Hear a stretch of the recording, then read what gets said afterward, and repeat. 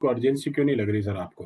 इसको अर्जेंट समझो, क्योंकि अगर शरीर ने साथ छोड़ दिया सर, तो फिर न तो फसल देख पाओगे, ना कोई पैसा जोड़ पाओगे। शरीर है तो सारी दुनिया हसीन लगती है सर, नहीं तो कुछ भी सही हसीन बात नहीं है वो तो। लगता है। अभी आज सुनील जी ने बड़ी अच्छी बात बोली, मुझे बड़ी अच्छी लगी कि लोग मकान तो 100-100 साल की तैयारी से बनवा रहे हैं, लेकिन खुद पहले ही निकल लेते हैं। सही और बात है। मकान में हम खुद रहें, वो तैयारी करना आदमी भूल जाता है, और मकान में सीमेंट सरिया और इतनी जबरदस्त लगाता है कि उसको लगता है मैं 100 साल मकान मेरा चलना चाहिए। अरे आप 100 साल उसमें चलोगे कि नहीं चलोगे, उसकी क्या तैयारी करी?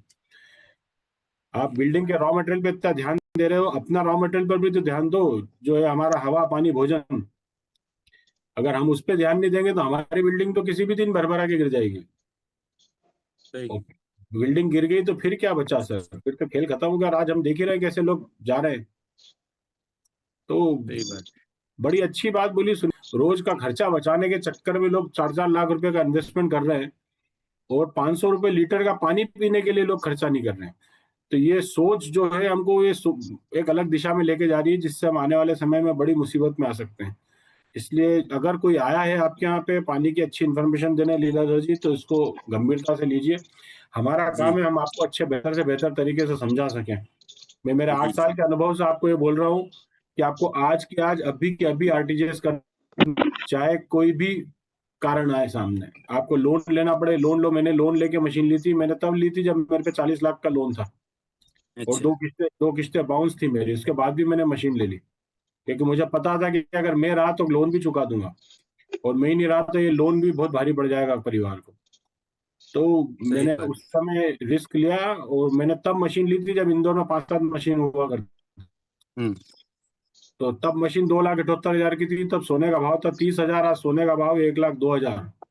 लोग सोने को महंगा नहीं बोलते हैं, सोने को कीमती बोलते हैं, जबकि सोने हम्म। का कोई जीवन से लेना देना नहीं है सर। वो एक समृद्धि बताता है, इससे ज्यादा कुछ नहीं बताता है। यहीं पर अरे वो के तो के गौड़ यहीं पर अ- लीलाधर जी के गौड़ साहब आए थे अभी हाल पिछले लास्ट वीक।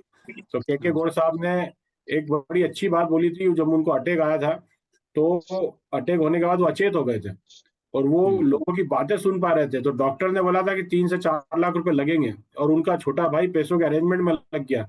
लेकिन वो ये नहीं बोल पाए, गौड़ साहब सुन रहे हैं सब, लेकिन वो बोल नहीं पा रहे हैं कि भैया मेरे जेब में क्रेडिट कार्ड रखा हुआ है, घिसवा दे, और तू भागे मत पैसे के लिए इधर उधर। वो पैसों की दौड़ भाग में चले गए, 2 घंटे बाद ऑफिस हॉस्पिटल में आए। आप सोचिए कि जेब में रखा क्रेडिट कार्ड, ये तक नहीं बोल पाए वो कि मेरे जेब में क्रेडिट कार्ड रखा है और घिसवा के मेरा इलाज करा दो।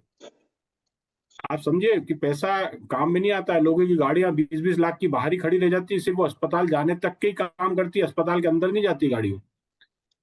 तो हमको ये सही है। समझना है कि लाइफ की इंपॉर्टेंस क्या है। ये गया तो खेल खत्म है भाई साहब। लोग आपका नाम भी नहीं बोलते हैं, लोग बोलते हैं डेड बॉडी, मृतात्मा। उस दिन हमारा नाम भी छिन जाता है जिस दिन हमारी सांसें बंद हो जाती है।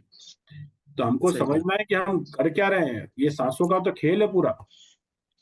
तो इसलिए इसके अंदर जितना निवेश कर सकते हो करो।